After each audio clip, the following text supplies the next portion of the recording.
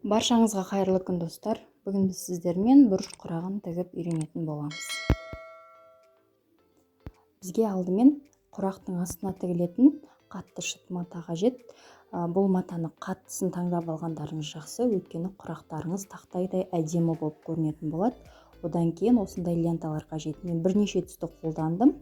Матовый түрік үйлерін. Бұл ленталардың ені 2,5 см.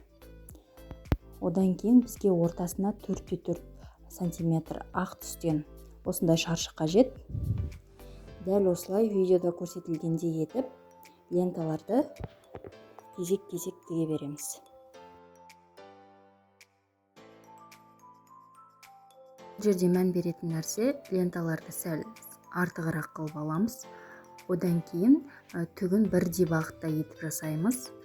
Және де тігіске 0,5 см қалдырып отырамыз. Құрақтың астына алынған матаның размерін өз қалауларыңызға байланысты алсаңыздар болады. Бұдан үлкен етіп алсаңыздар да болады.